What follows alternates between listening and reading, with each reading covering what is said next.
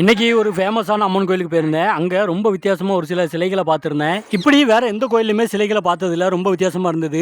இந்த சிலைகளுக்கு பக்கத்திலேயே ஔவையார் அம்மன் எழுதி வச்சிருந்தாங்க. ஔவையார்னா ஆத்திச்சூடியில வர்ற அந்த ஔவையார் இல்லைன்னு நினைக்கிறேன். ஏன்னா ஆத்திச்சூடி எழுதின ஔவையாருக்கு ஸ்பெல்லிங் இந்த மாதிரி தான் வரும். குரங்கணியில இருக்கிற முத்துமாலை அம்மன் கோயில் தான் இன்னைக்கு நான் போயிருந்தேன். இதுல இருக்கிற சிலைகளோட கண்ணை நல்லா பாருங்க. எல்லாமே ரொம்ப பெருசா பயந்த நிலையில இருக்கிற மாதிரி இருக்கும். அதுபோக கையை பயத்துல வச்சு வணங்கிக்கிட்டு இருக்கிற மாதிரி தான் இருக்கும். குரங்கணி முத்துமாலை அம்மனோட சகோதரி ஆத்துக்கு அந்த பக்கம் இருக்கிற நட்டாத்தி அம்மன் நட்டார் கொண்ட அம்மன் சொல்லுவாங்க. அவங்க வந்து ஒரு குரங்கணி முத்துமாலை அம்மனை பார்க்க வரும்போது குரங்கணி முத்துமாலை அம்மனுக்கு குழந்தைகள் உண்டு, ஆனா நட்டார் கொண்ட அம்மனுக்கு குழந்தைகள் கிடையாது. அதனால அவங்க கிட்ட இருந்து நட்டாத்தி அம்மன் வந்து இந்த குரங்கணி முத்துமாலை அம்மனோட குழந்தைகளை பாத்திரக்கூடாதுன்னு சொல்லி குழுக்கன்னு சொல்லுவாங்க. அந்த காலத்துல ஒரு பெரிய பானை மாதிரி இருக்கும்.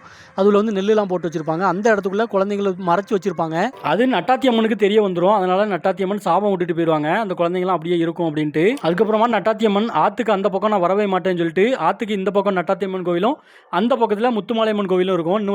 இன்ன வரைக்கும் நிறைய விஷயங்களை கடைபிடிக்கிறாங்க. அதாவது எந்த கோவிலில் முதல் கோயில் திருவிழா நடத்தணும், எந்த கோவிலில் ரெண்டாவது நடத்தணும், எதை எப்படி நடத்தணும் அப்படிங்கிறதுல இந்த ரெண்டு கோயிலுக்கும் நிறைய டிஃப்ரென்ஸ் இருக்குது. இப்போ இதில் இருக்கிற சிலைகள் எல்லாமே முத்துமாலை அம்மன் கோயிலுக்கு பக்தர்கள் வேண்டுதலா வாங்கி வைக்கிறது தான். குழந்தை இல்லாமல் ரொம்ப கஷ்டப்படுறவங்க ஒரு வேண்டுதலுக்காக பொம்மை வாங்கி இந்த மாதிரி சாமிக்கு வைப்பாங்க. அந்த வழக்கம் வந்து நிறைய கோயிலில் உண்டு. அப்படி இந்த கோயிலில் வைக்கிற சிலைகள் தான் இதெல்லாம். முத்துமாலை அம்மனோட குழந்தைகள் வந்து அந்த குளிக்கைக்குள்ள ரொம்ப பயந்த நிலையில் இருப்பாங்க.